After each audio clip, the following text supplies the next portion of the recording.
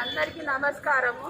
మరి సిరిసిల్ల జిల్లా చంద్రంపేట గ్రామము. నా పేరు మొగిలి భూలక్ష్మి, మా ఆయన పేరు మొగిలి శ్రీనివాసు, నా కొడుకు పేరు మొగిలి సృజను. మా కొడుకు నవోదయ సీట్ వచ్చింది. నా కొడుకు నవోదయలో చదువుకుంటాడు. రన్నింగ్లో ఫస్ట్.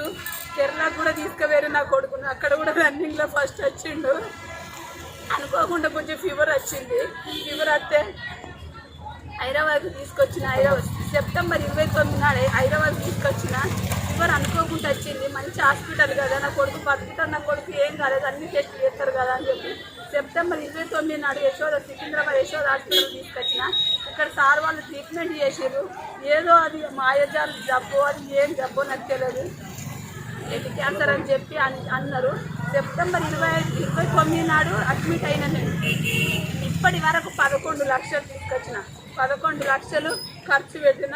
ఇంకా పెట్టలేను, నా దగ్గర లేవు. మేము లేని వల్ల మేము గిరిజనులము, మాతో కావట్లేదు. మొన్న శుక్రవారం నాడు మా అధ్యక్షులు వెంకటేశ్వర్లు అన్న ఇంకో సారు ఇద్దరు వచ్చి ఏ ప్రాబ్లం అని చెప్పి సారు భరత్ సార్ను కలిసి అడిగిరి, తెలుసుకున్నారు. అబ్బాయి ఆరోగ్యం గురించి తెలుసుకుంటే 4 రోజుల్లో క్యూర్ అయిపోతుంది అమ్మ, డిశ్చార్జ్ చేస్తే సోమవారం నాడు అని చెప్పి సార్ భరత్ సార్ అన్నాడు. ఎంత ఆశపడ్డా నేను. ఇక్కడ ట్రీట్మెంట్ తీసుకుంటా రోజు అని చెప్పి కూడా సార్ మాట్లాడారు. 1 అవర్ తీసుకోరమ్మా అంటే నాకు గుండె ధైర్యము పోతే అని 11 లక్షలు. నా కొడుకు కంటే ఎక్కువ నాన్న పెట్టుకున్నా. ఈరోజు మళ్ళీ నా కొడుకుని ఐసీలోకి తీసుకుపోతారు. రోజుకు ₹1,00,000 అవుతాయట.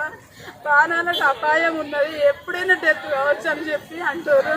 నా కొడుకును కాపాడు కేసీఆర్ సారు, కేటీఆర్ సారు. మేము గిరిజనుల మమ్మల్ని ఆదుకోరు సార్. నా కొడుకును కాపాడు. మేము నిరుపేదల, నా దగ్గర ఏం లేదు, ఉన్న గడికి అన్ని పెట్టినా.